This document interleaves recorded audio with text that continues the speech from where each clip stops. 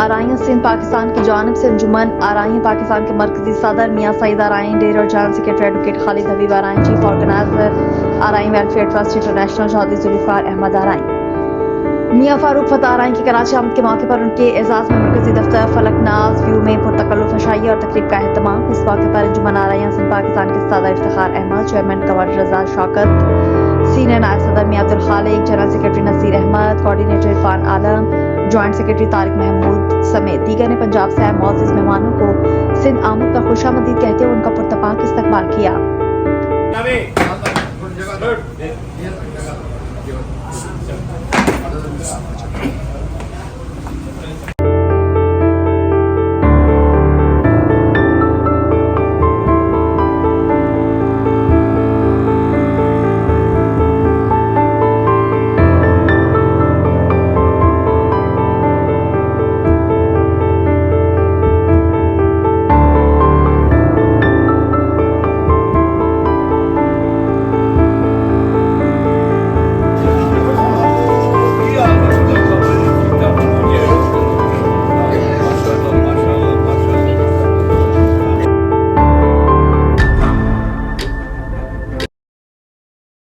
पाकिस्तान के general secretary हबीब साहब भी मौजूद ने।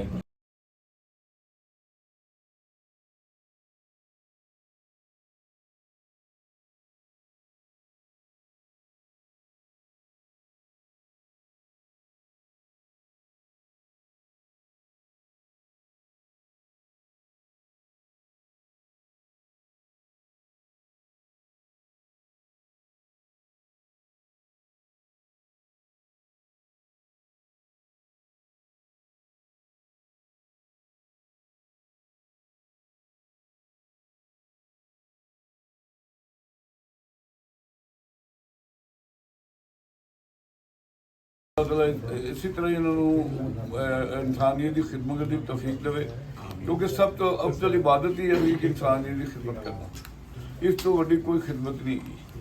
तो लिहाजा मैं ऐसे टाइम वाला शार्ट डिटेल गल तो नहीं कर, लेकिन तो मुबारकबाद देना कि जो काम तुम दसे ने बहुत ही अच्छे ने। अल्लाह ताला तो तौफीक दे, असीं इंशाअल्लाह तुहाडे नाल जिस तरह ताउन होए असीं भी तुहाडे नाल ताउन करांगे।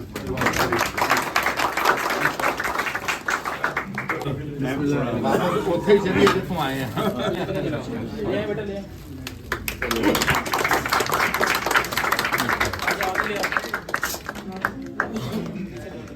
ਮੈਂ ਥੋੜੇ ਜਣ ਦੇ ਮਿਸ਼ੀ ਗੁੱਡ। ਹਾਂਜੀ ਹਾਂਜੀ ਇਹ ਮੈਨੂੰ ਆ ਗਿਆ ਬੱਬਰ ਕਾਫੀ।